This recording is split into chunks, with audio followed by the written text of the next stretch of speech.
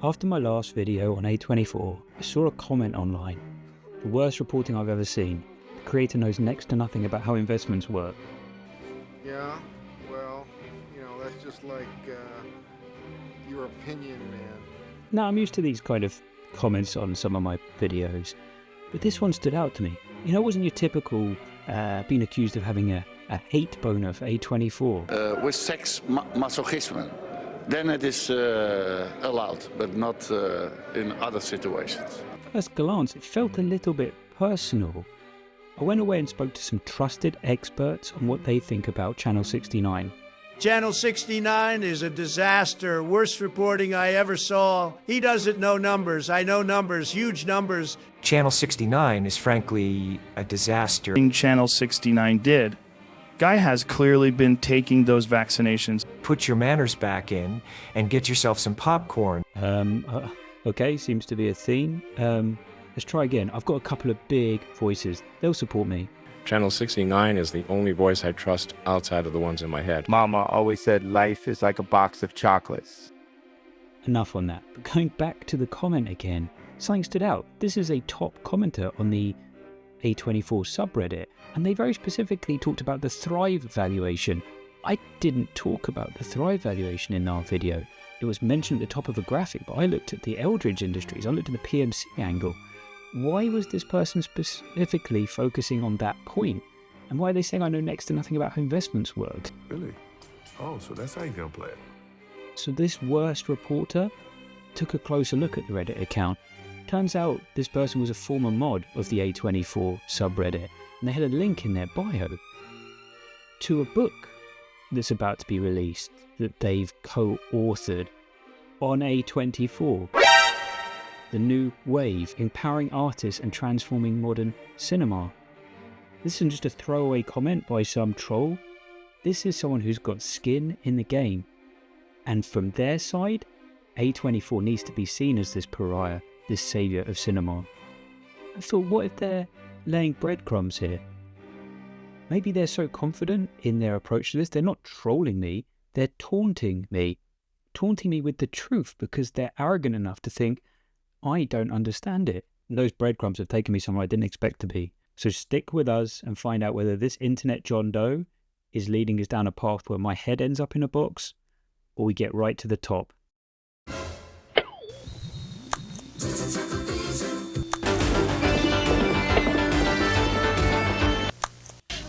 '69, dudes!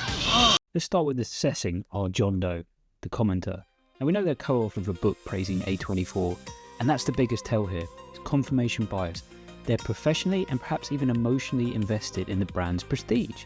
Anything that suggests the magic of A24, actually cold hard venture capital or calculated valuation padding or data points, just feels like an attack on their thesis. Even though I only showed Thrive in a graphic, they latched onto it. This suggests the Thrive valuation is a sensitive point. And you ask yourself, before I even sat down to do this, is this trolling or is it critique? I don't think it's either. It's a mix of gatekeeping and defensiveness. It's not pure trolling because they mention specific entities, Thrive, professional concepts, how investments work.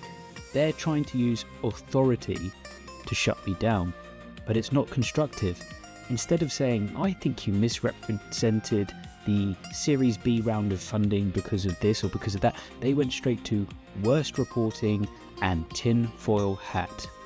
That's the language of someone trying to protect a reputation, not someone trying to have a nuanced debate. The worst reporter ever wants to dig into this a little bit because for me, there must be something there.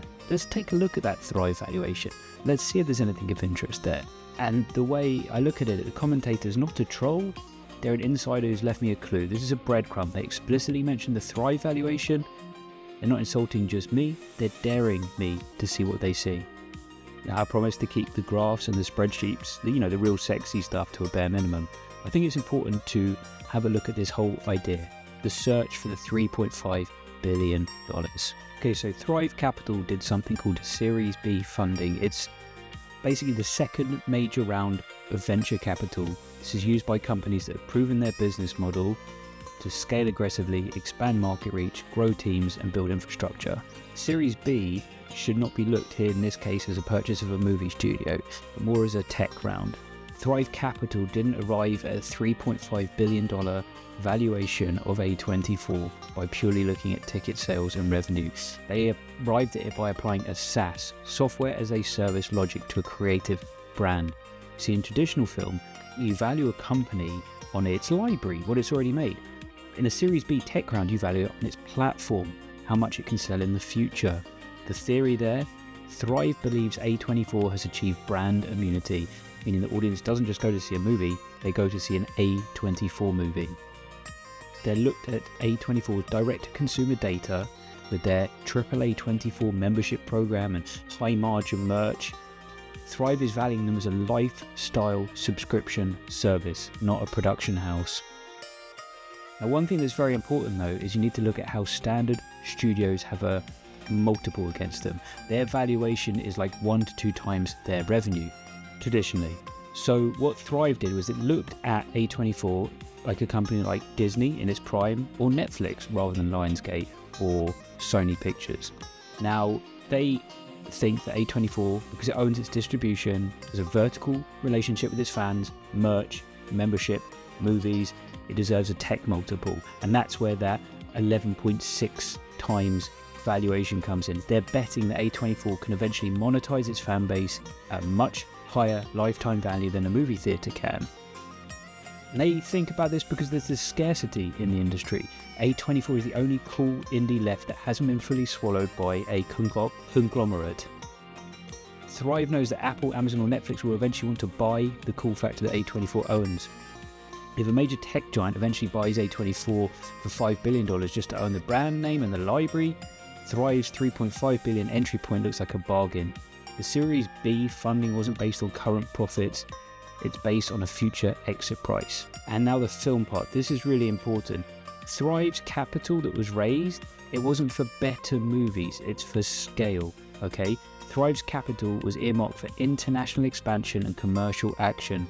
They want to take the A24 aesthetic and apply it to a $50 million action movie like Civil War. Thrive believes they can triple the revenue without tripling the overhead. If A24 can prove they can make blockbusters that still feel indie, the $3.5 billion valuation becomes reasonable in the eyes of venture capital. And take a look at what's on their current slate. They've got 2 video game IPs earmarked for adaptation. Firstly, Kojima's Death Stranding, which is a quirky, weird game. It fits the A24 brand, but they're going to go scale on that. And then Alex Garland is writing and directing the Elden Ring movie. But we need to dismantle part of this. So we spoke about the multiple, the idea that A24's valuation is 11.6 times multiple based on its valuation.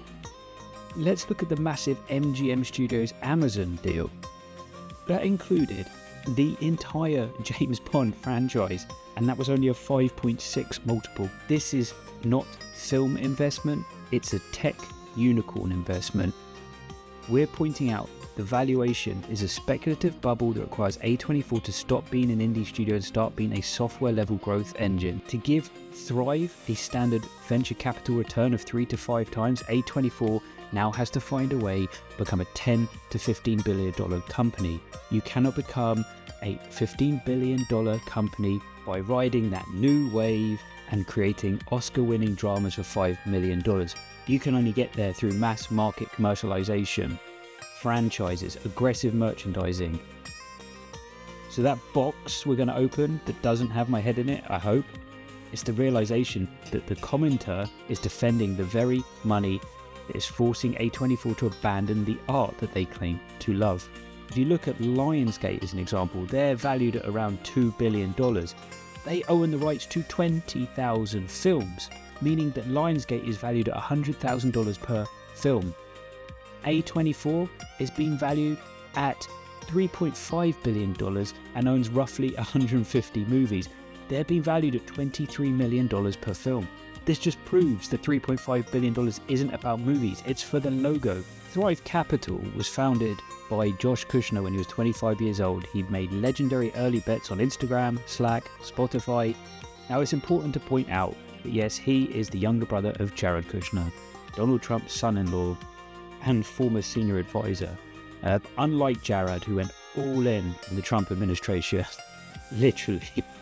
Josh has spent years meticulously distancing himself. He is a lifelong Democrat. He's married to supermodel Carly Kloss, who is also publicly liberal. Even if Josh's politics are different, his playbook is the same. Use massive leverage and family prestige to secure unicorn status.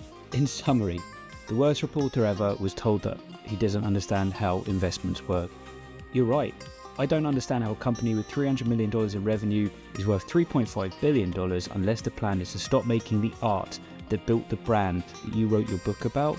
And I can't understand how A24 will give that 15x multiple to investors by making movies like The Whale.